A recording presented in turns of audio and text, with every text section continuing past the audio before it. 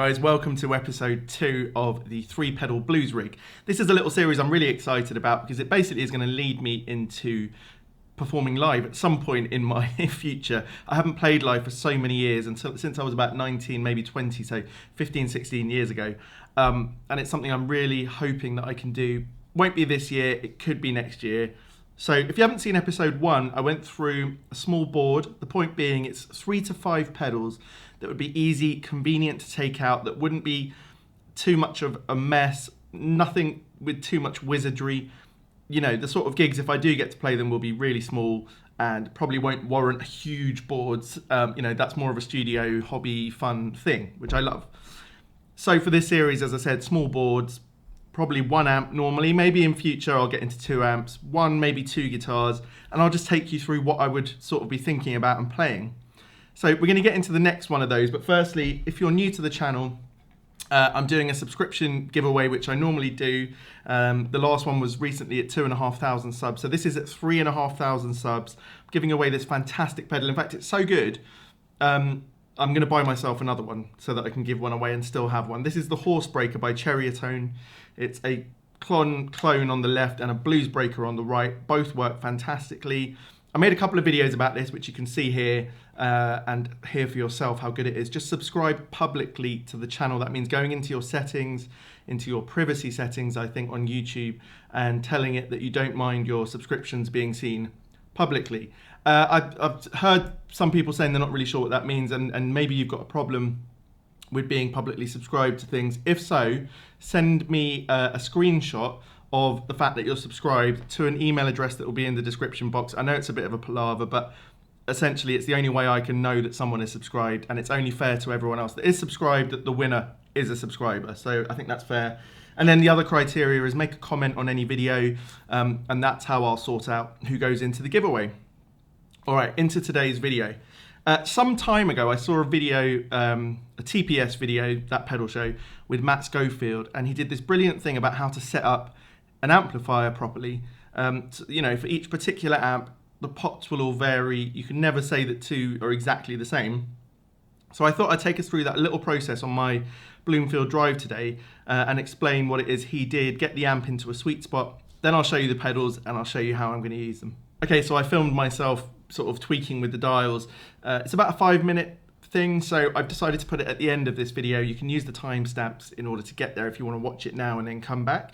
But in case you didn't come to this video for that sort of thing, it's at the end. It's a bit more of a sort of tutorial type thing. So let's hear the amp tone that I got to, and then we'll get into the first pedal.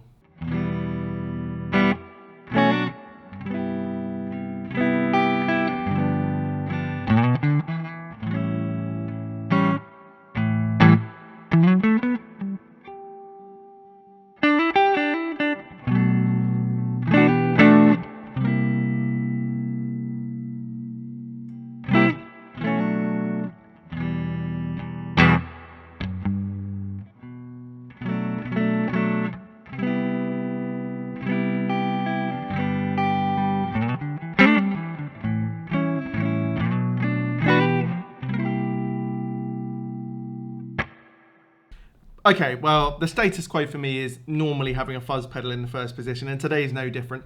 I tried to do a board today with no fuzz. I definitely will do that in a next episode of this, maybe the one after that. We'll see if I can wean myself off the fuzz. The fuzz is it's good.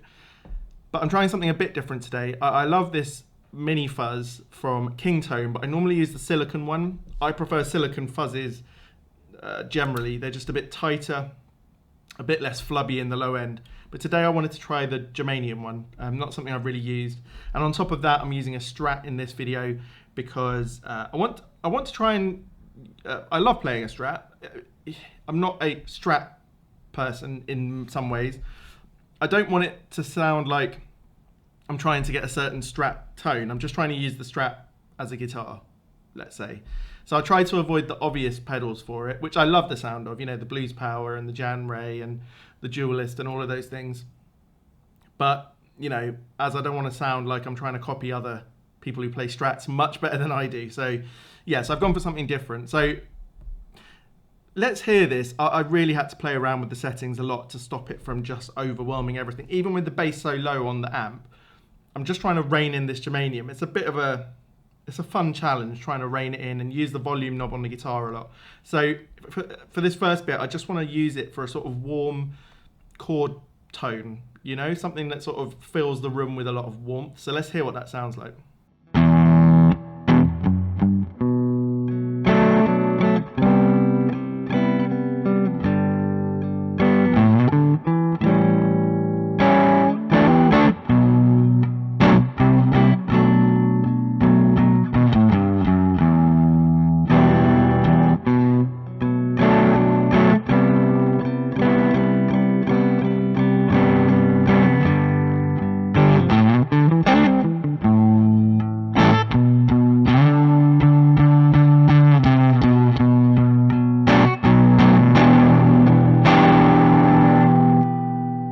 So in the end, I think that worked okay. I couldn't stay in the neck position of the Strat. That's my normal position on the Strat, the neck position, but I had to go in the middle.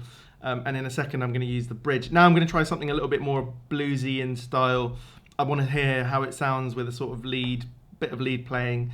Does it have that grip that I love on a Silicone fuzz? Does it, you know, there's just something about that feeling. It's addictive to me. It's sort of, as you slide and things like that, you just feel it sort of gripping in the fingers, and it comes out with this wonderful tone. Let's see if it can do that.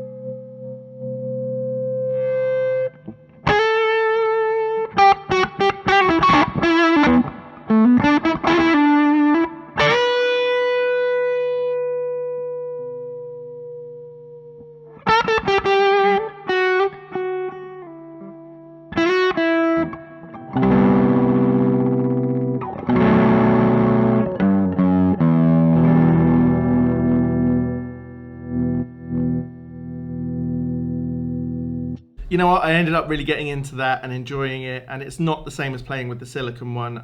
It's still got a flubbiness in the low end, even with the bass turned back so far on the amp.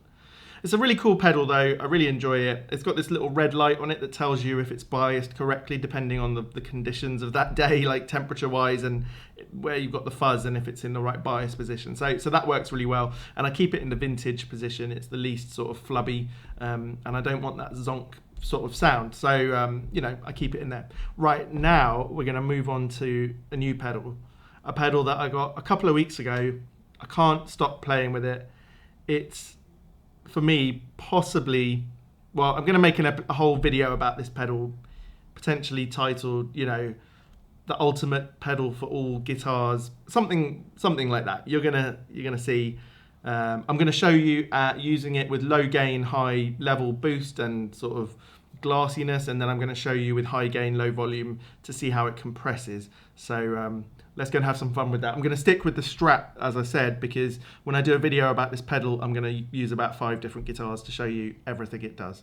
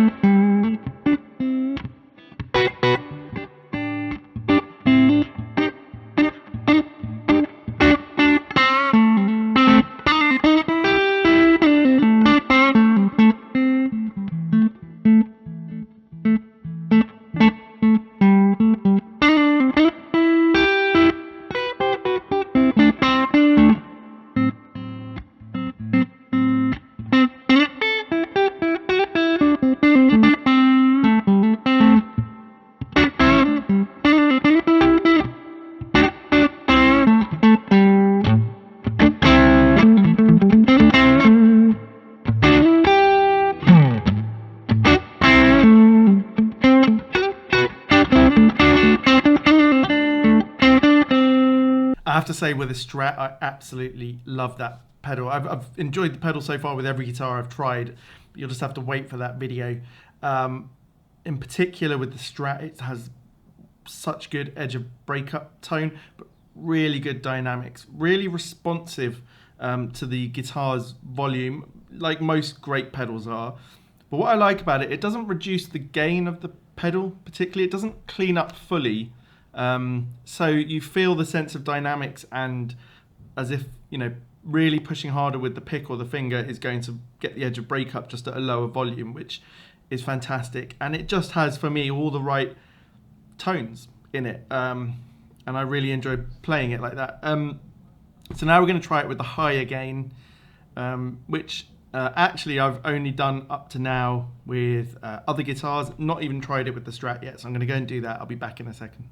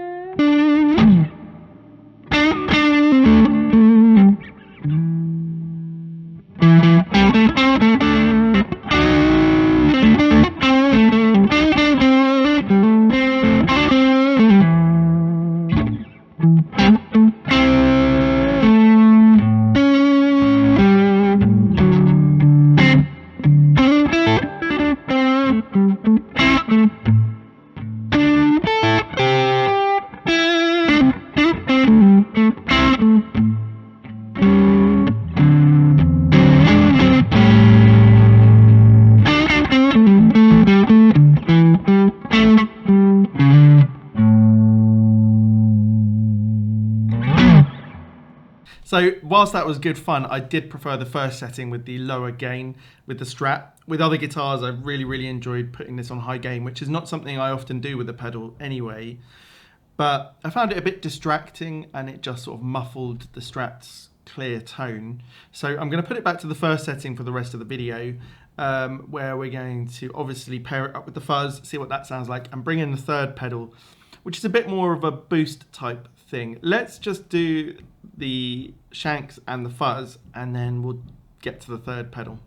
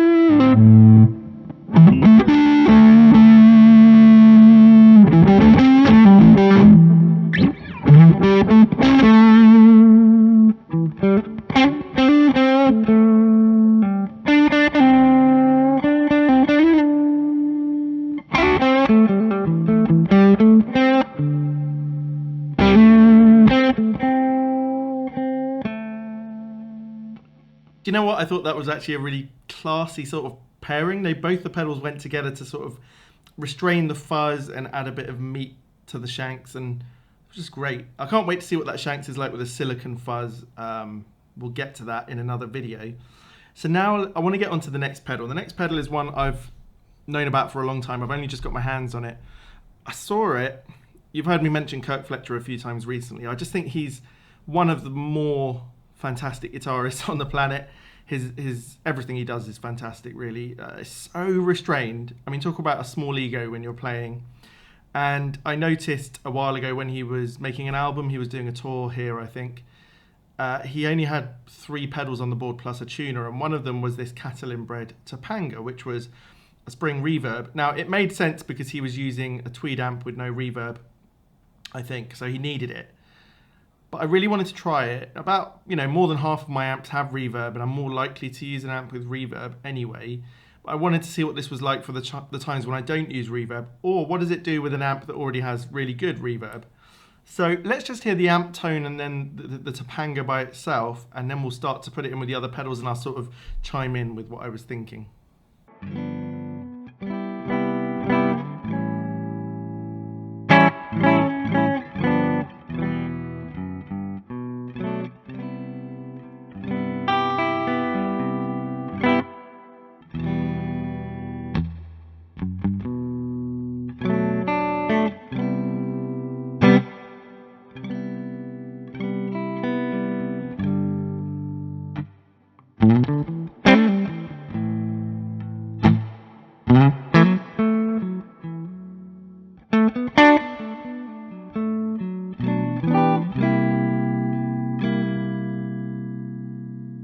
So the first thing that struck me when I got the Topanga was there's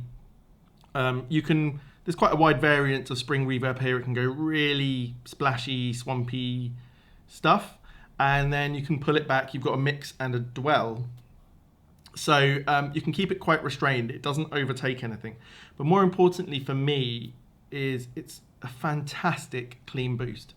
The level on here is so good, and it just takes everything about your tone, just makes it a bit bigger. Doesn't really add much, but it just feels a bit nicer to play. It just feels a bit sweeter, but it's clean, which I think is really important. And then the tone control is also really good at just helping so it doesn't get too bright.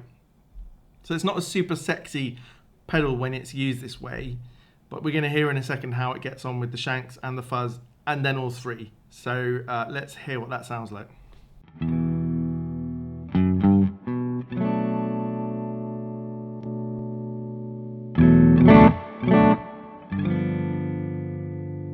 I mean, if you hear what it just did there, just after those few little notes, it just picked up the Shanks. It still kept the Shanks' character, but it just boosted it fantastically. So a really useful pedal. Let's get back.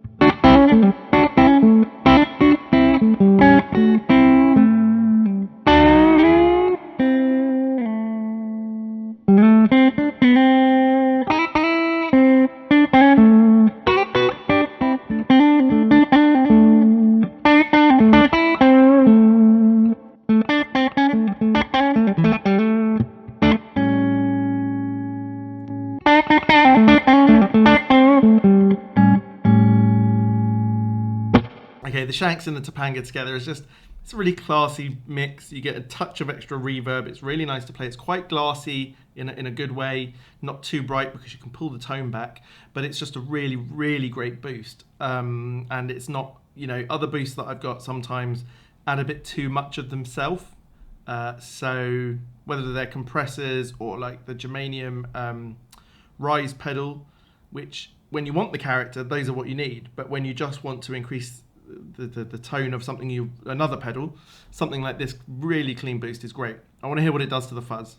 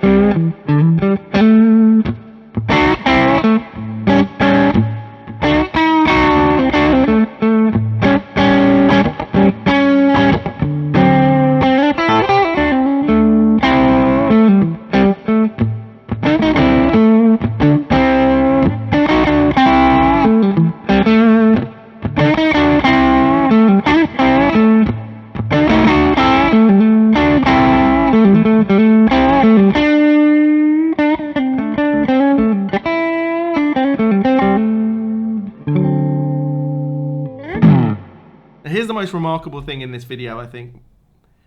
This has been a slightly experimental one for me. I haven't come here to this video thinking I've got all great tones. Like, I'm trying to work out how to use these pedals together, and I think that's quite fun. Wasn't expecting to put all three together and get such a great tone. I thought it wouldn't quite gel. And instead, somehow, with the Topanga in the mix there, it just lifts the other two pedals. Nothing gets murky, it doesn't get too muddy, it doesn't get too fuzzy. You still get the Shanks' really transparent character. And I'm really, really happy with that. It's a really different set of pedals for me, you know, not something I've seen anyone else use together. And it's definitely one I would pick up to take out for a bit of fun. I don't think this will become my core tone. It's just the fuzz pedal is not quite right for me in this one, you know. And I've already got my favorite fuzz, the Austin Pride, or the mini Silicone fuzz, which I think is incredible, you know, in terms of what I want. So this has been a really cool video for me to sort of figure a few things out. Definitely sure that germanium fuzz and me, not really.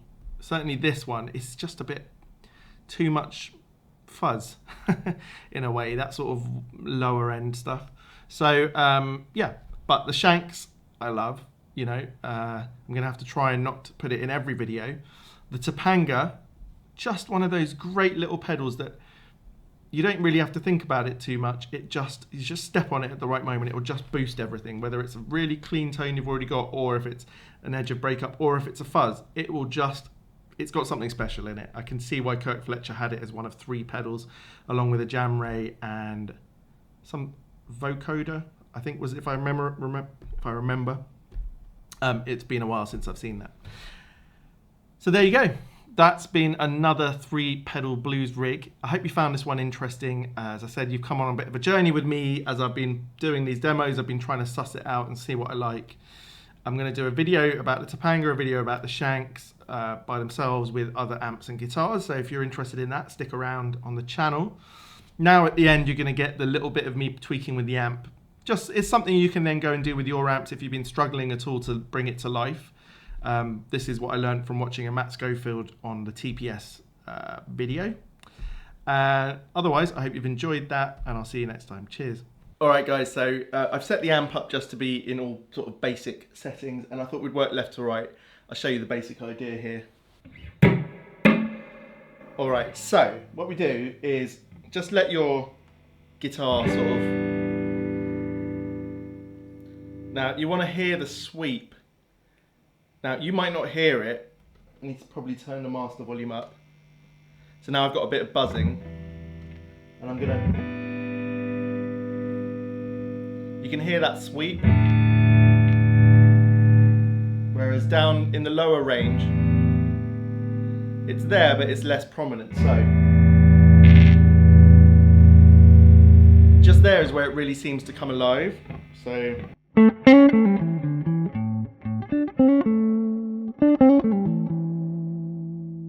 Whereas if it was down here, just so you can hear the difference.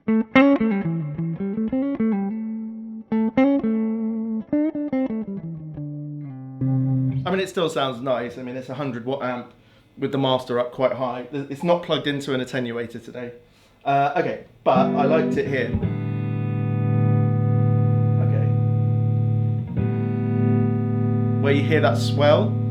And then the same thing basically applies to the other pots. So I want to hear the treble.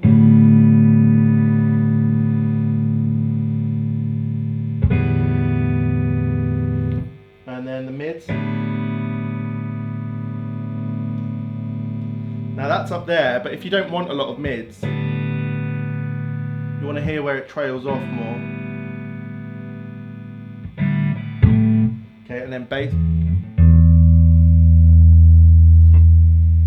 I've always got too much bass in this room. So there's like a bottom end sweep there.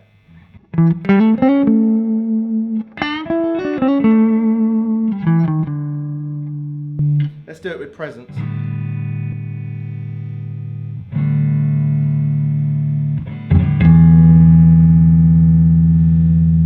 The presence sweep is really high up, which means I've got a lot of control in tiny amounts up to that point.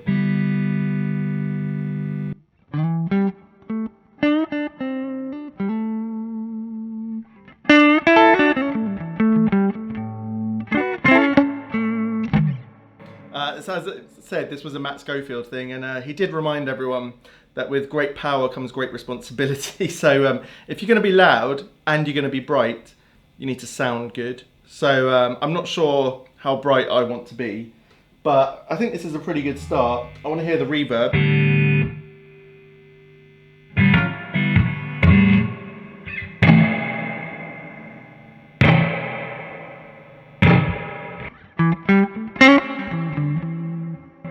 Too much, it's a bit swampy, which you would want for some things.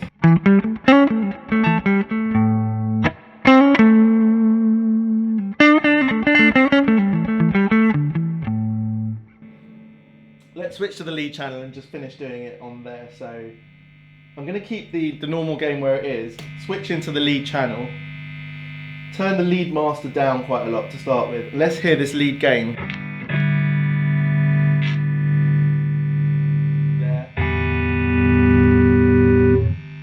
Now we're going to be pretty loud. I've got this rolled down to about 4.